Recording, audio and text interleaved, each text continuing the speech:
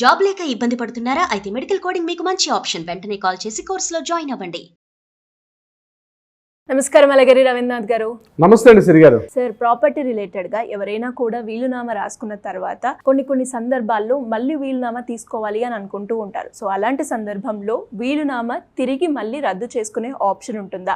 Legal పరంగా వెళ్ళాలి అంటే ఎలా ఉంటుంది సార్? వీలునామా రాయడం ఉన్నది తప్పనిసరిగా వీలునామా రాసుకోవడం వల్ల కుటుంబ సభ్యుల మధ్య ఎటువంటి వివాదాలు లేకుండా ఉండే అవకాశం కూడా ఉంటుంది. అయితే వీలునామాని ఎలా రాయాలి, ఎటువంటి పరిస్థితుల్లో రాయాలి అని చెప్పిన తర్వాత ఇది ఏ రకంగా క్యాన్సిల్ చేసుకోవచ్చు, ముందుగా తమకు ఉన్నటువంటి స్థిర చరాస్తులకు సంబంధించినటువంటి డీటెయిల్స్ అన్నీ కూడా కంప్లీట్గా ఆ యొక్క వీలునామాలో రాసుకోవాలి.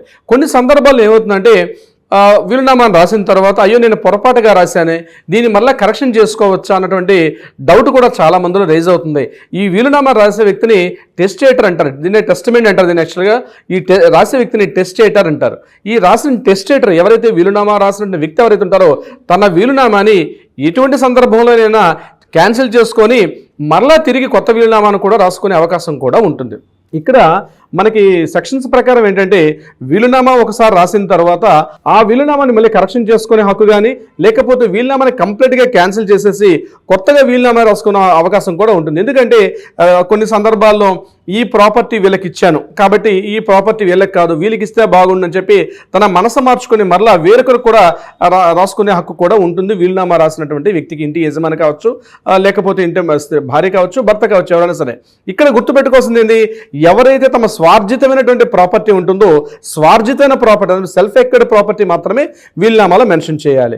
అయితే కొన్ని సందర్భాల్లో ఏదో పొరపాటుగా కానీ ఏదో సందర్భాల్లో ఒకవేళ తప్పుదొరలిందనే విషయంలో, ఎందుకంటే ఇక్కడ గుర్తుపెట్టుకోవాల్సింది వీలునామాని రిజిస్ట్రేషన్ చేసుకోవచ్చు, లేకపోతే నోటరీ చేయొచ్చు, లేకపోతే ఓన్లీ ఒక 100 రూపీస్ స్టాంప్ పేపర్ మీద కూడా రాసుకునే అవకాశం ఉంటుంది. అయితే కొన్ని సందర్భాలు ఏం చేస్తారంటే చట్టబద్ధత కల్పించాలనే ఉద్దేశంతో వీలునామాని రిజిస్ట్రేషన్ చేస్తాం. రిజిస్ట్రేషన్ చేసిన తర్వాత కూడా ఆ వీలునామాని క్యాన్సిల్ చేసుకునే హక్కు ఈ టెస్టేటర్కి ఉంటుంది ఎటువంటి పరిస్థితుల్లో. ఎందుకంటే తన మరణాంతరం మాత్రమే వీలునామాలో ఉన్నటువంటి ఏవైతే రూల్స్ అండ్ రెగ్యులేషన్స్ అప్పుడు మాత్రం వర్తిస్తాయి.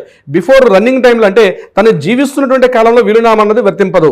ఆ తర్వాత మరణాంతరం తర్వాత ఆ వీలునామా వర్తింప చేయాలి. కాబట్టి ఎన్నిసార్లైనా వీలునామాల్లో చేసుకునే హక్కు కూడా ఉంటుంది. అయితే ఒకసారి వీలునామా మరణాంతరం తర్వాత ఆ వీలునామాలో ఉన్నటువంటి డీటెయిల్స్ ఉంటాయో ఆ డీటెయిల్స్ని మాత్రం కొడుకులు కానీ, కూతుర్లు కానీ, మనవలు కానీ, మనవరాండ్రు కానీ ఎవరు కూడా దాన్ని కరెక్షన్ చేసే అధికారం మాత్రం ఎట్టి పరిస్థితులు లేదు.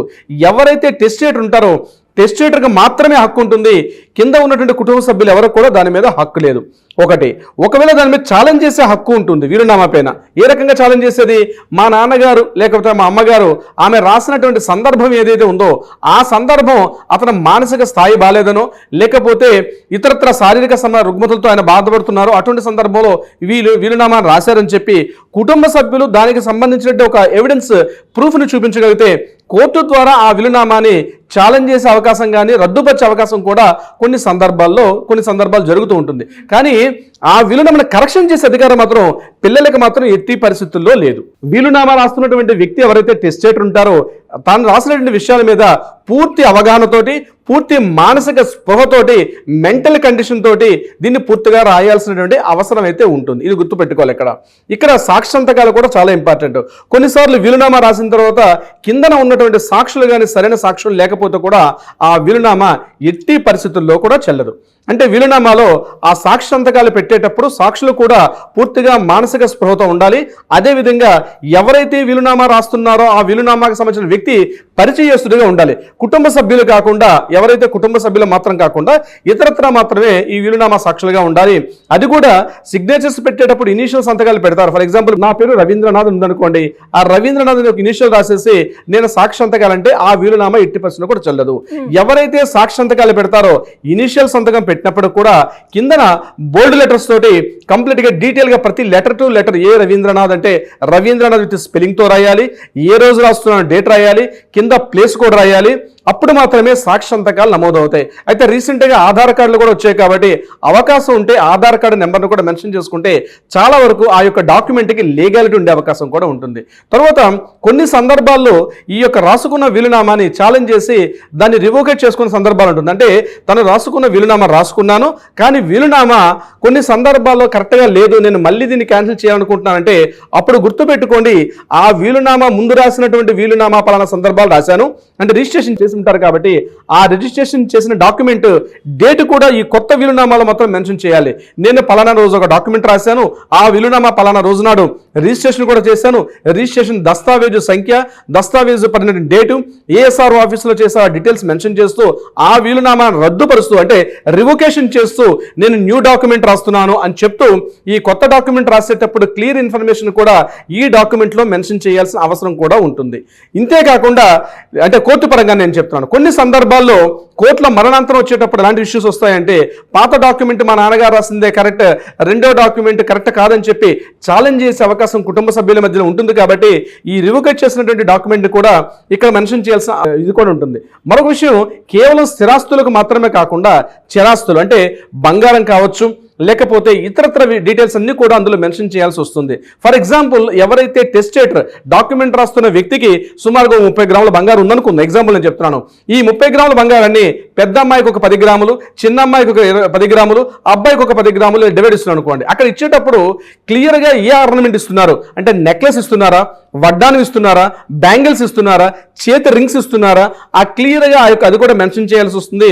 అవకాశం ఉంటే వాటి యొక్క వెయిట్ కూడా, ఫర్ ఎగ్జాంపుల్ ఒక బ్యాంగిల్స్ ఇస్తుంటే ఆ బ్యాంగిల్ ఎన్ని గ్రాముల వెయిట్ ఉంది ఇది కూడా తెలుసుకొని వీలైతే దానికి సంబంధించినటువంటి ఆ రిసిప్ట్ నెంబర్స్ కూడా అందులో మెన్షన్ చేసుకుంటే ఆ రాసుకున్న వీలునామాకి సాలిడిటీ ఎక్కువగా ఉంటుంది. ఇంతేకాకుండా రీసెంట్గా మరొక విషయం కూడా నేను చెప్తాను, సోషల్ మీడియా బాగా పెరిగిన తర్వాత దీన్ని డిజిటల్ రైట్స్ అంటారు. డిజిటల్ రైట్స్ అంటే చనిపోయిన అంటే ఆ వ్యక్తి బతుకున్న కాలంలో జీమెయిల్ ఉంటుంది, ఇన్స్టా అకౌంట్స్ ఉంటాయి, యూజర్ ఐడీస్ ఉంటాయి, పాస్వర్డ్స్ ఉంటాయి, at the same time YouTube channels ఉంటాయి, వాటి మీద కూడా కొంత రెవెన్యూ జనరేట్ అవుతూ ఉంటుంది.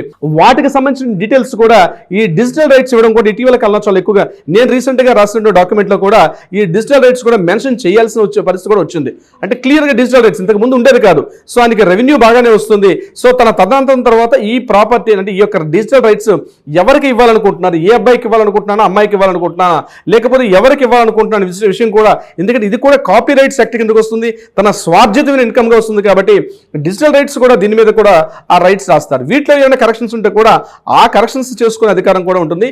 ఏదేమైనప్పటికీ కూడా ఈ రాసుకున్నటువంటి విల్లు ఎన్ని పర్యాయాలైనా అంటే ఎన్నిసార్లు అయినా సరే రాసుకున్న వీలునామాని క్యాన్సిల్ చేసుకొని కొత్త వీలునామా రాసుకునే హక్కు అయితే సదర్ ఎవరైతే టెస్టేటర్ ఉంటారో టెస్టేటర్కి కంపల్సరీ ఉంటుంది. సిరిగారు అంటే ఎలా సరే ఎవరైనా కూడా ఇప్పుడు సాక్షి సంతకం పెడుతూ ఉంటారు కాబట్టి వాళ్ళు ఆ టైంలో మరణిస్తే ఆ సందర్భాల్లో ఎలా ఉంటుంది సార్? వెరీ ఇంట్రెస్టింగ్ క్వశ్చన్ సిరిగారు. వీలునామా రాసినప్పుడు వీలునామా రాసిన సందర్భాల్లో సాక్షి మరణించిన తర్వాత కూడా సాక్షి సంతకాలు చెల్లుబాటు అవుతాయా?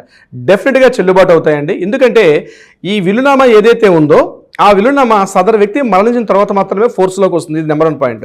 ఆ సందర్భాల్లో వీలునామానే చెల్లుబాటు అవుతుంది. కాబట్టి అందులో రాసినటువంటి సాక్షి కూడా అంటే అందుకే నేను ఇందాక మీకు క్లియర్గా చెప్పాను, సిగ్నేచర్స్ పెట్టినప్పుడు ఇనిషియల్తో పాటు బోర్డు లెటర్స్తో పెట్టడంతో పాటు వీలైతే ఎవరైతే సాక్షి సంతకాలు పెడుతున్నారో అదర్ దాన్ కుటుంబ సభ్యులైతే అందులో తప్పనిసరిగా ఆధార్ కార్డు మెన్షన్ చేస్తాం. కాబట్టి ఒకవేళ సాక్షి మరణించిన తర్వాత కూడా ఆ సాక్షికి సంబంధించినది కూడా వ్యాలిడిటీ ఉంటుంది. ఒకవేళ సాక్షి ఇట్లా పెట్టలేదని చెప్పి ఏదైనా ఛాలెంజ్ చేస్తే దానికి సంబంధించిన ప్రూఫ్స్ కూడా ఎవరైతే ఛాలెంజ్ చేశారో వాళ్ళు మాత్రమే దీన్ని సబ్మిట్ చేయాల్సిన అవసరం కూడా ఉంటుంది. దీనికి సంబంధించి సిరిగారు ఎలా సార్ మరి దీనికి సంబంధించి ఎవరైనా కూడా వీలునామా రాసుకోవాలి అనుకున్నా కూడా వీలునామాని తిరిగి రద్దు చేసుకోవాలి, అది నేను వేరే వాళ్ళకి ఇవ్వాలి అన్న సందర్భంలో లీగల్ పరంగా వెళ్ళాలి, మాకు ఒక అడ్వకేట్ కావాలి, మీ గైడెన్స్ కావాలి అనుకునేటప్పుడు ఎలా అప్రోచ్ అవ్వాలి సార్ మిమ్మల్ని? తప్పనిసరిగా సిరిగారు ఈ యొక్క వీలునామా లేదా విలిడిటీ ఏదైతే రాయాలనుకుంటున్నారో ఆ యొక్క వ్యక్తులు ఎవరైతే ఉన్నారో తప్పనిసరిగా అడ్వకేట్ ని సంప్రదించాల్సిన అవసరం అయితే ఉంటుంది. ఎందుకంటే వీలునామా రాయడం అన్నది మీ ప్రాపర్టీ అసెట్స్ ఏవైతే ఉంటాయో